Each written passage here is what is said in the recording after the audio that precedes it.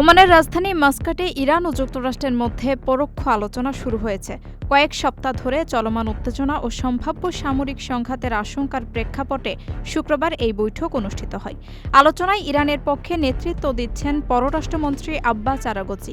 অন্যদিকে যুক্তরাষ্ট্রের প্রতিনিধিত্ব করছেন প্রেসিডেন্ট ডোনাল্ড ট্রাম্পের মধ্যপ্রাচ্য বিষয়ক বিশেষ দূত স্টিভ উইটকপ এবং জ্যেষ্ঠ উপদেষ্টা জারেড কুশনার।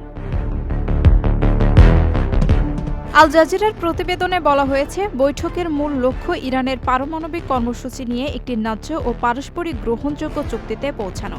ইরানের পররাষ্ট্র মন্ত্রণালয়ের মুখপাত্র জানিয়েছেন, সম্মান ও সমতার ভিত্তিতে আলোচনায় তাদের প্রত্যাশা।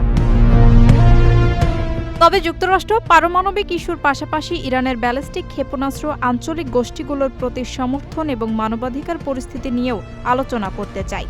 বিপরীতে ইরান জানিয়েছে, আলোচনা কেবল পারমাণবিক বিষয়েই সীমাবদ্ধ থাকবে। আঞ্চলিক উত্তেজনা কমাতে মধ্যস্থতাকারীদের উদ্যোগের অংশ হিসেবে এই বৈঠককে দেখা হচ্ছে। আলোচনা সফল হলে ভবিষ্যৎ সমঝোতার জন্য একটি কাঠামো তৈরি হতে পারে বলে আশা করা হচ্ছে। প্রবাসীদের জন্য নির্মাণ হচ্ছে দেশের প্রথম স্মার্ট সিটি, যেখানে থাকছে স্কুল, মসজিদ, হাসপাতাল, সুইমিং পুল, হেলিপ্যাড, পাঠাগার, জিম, সুপারমার্কেট, শিশু পার্ক সহ সকল নাগরিক সুবিধা। মাত্র ৩০ লাখ টাকা বিনিয়োগে মিলছে আকর্ষণীয় ফ্ল্যাট।